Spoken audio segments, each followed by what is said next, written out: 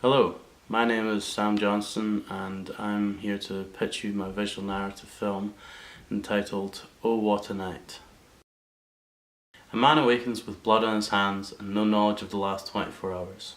He returns home to find the horrible truth of what he has done and what evil he is truly capable of.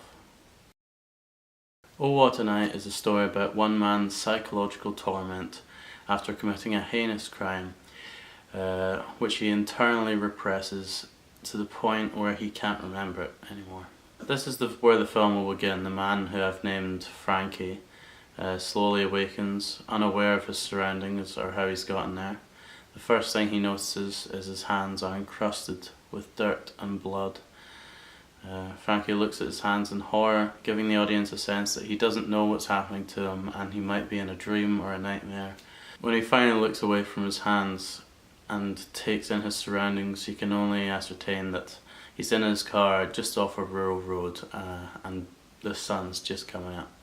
It then cuts to him returning home to find clear signs of an altercation as he comes to the door, with a trail of blood that leads through to the kitchen. He follows it to find what looks like a romantic night gone wrong.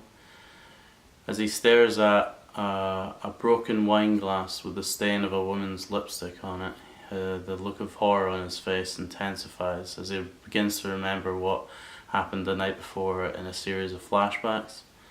With Frankie now aware of what he's done, he tries to cover it up whilst simultaneously losing his mind.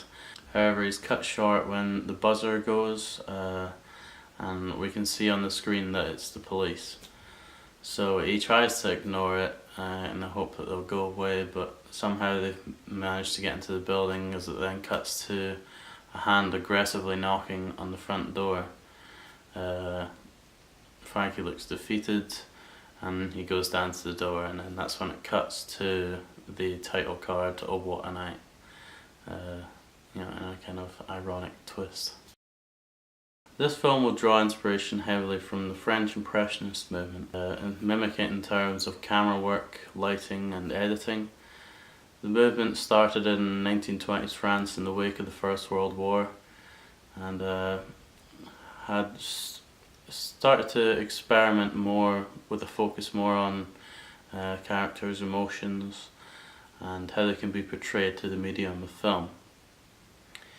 Techniques like superpositions, mobile framing, point of view editing and rhythmic editing were used in those films and are going to be used in my film to evoke a similar style and tone.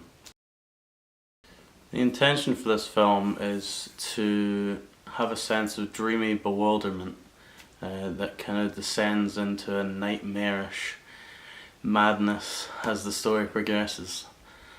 I want it to have a similar feel to the first season of Fargo, where Lester is trying to cover up the murder of his wife. That ominous feeling of blood and gore in a quaint suburban home is a fun juxtaposition that I'd like to recreate. For locations, I'll be using a lay-by on a rural road near Bridge of Weir, which is public property, and I'll also be using my flat in Glasgow, which means there's virtually no money spent on locations other than the petrol required to fill up my car, which I'll also be using in the first scene. In conclusion, Oh What a Night is a self-contained, low-budget film that can all be filmed in 1 or 2 days.